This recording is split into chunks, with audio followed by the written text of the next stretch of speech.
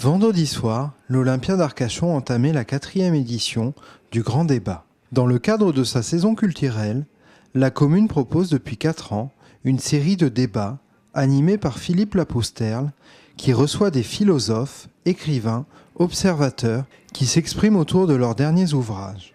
Cette année, le programme voyait se succéder 5 intervenants. Nina Bouraoui, Alexandre Adler, Laure Adler, Fabrice Lhomme, Raphaël Glucksmann. Ces échanges qui se déroulaient sur scène étaient suivis de séances de dédicaces avec le public.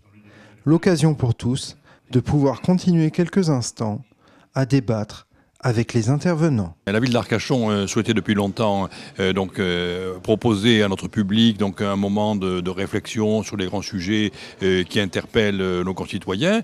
Et donc est ainsi est né le grand débat. Ça sera cette année la 4e édition. Donc la première a eu lieu il y a 4 ans.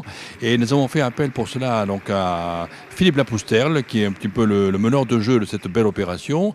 Philippe Lapousterle, ancien rédacteur en chef de RMC, et qui chaque année nous propose un plateau éminent de personnalités dans des sujets très divers.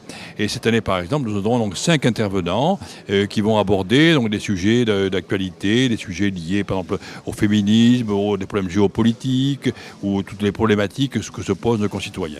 Environ entre 400 et 500 personnes par débat.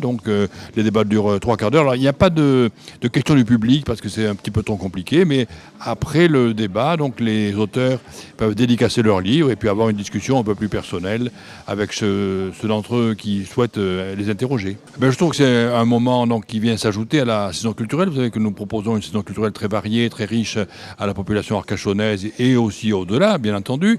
Et la culture, c'est divertir, mais aussi informer, faire réfléchir. Et ces auteurs, à travers les ouvrages qu'ils ont écrits, proposent effectivement ce moment d'échange et de réflexion.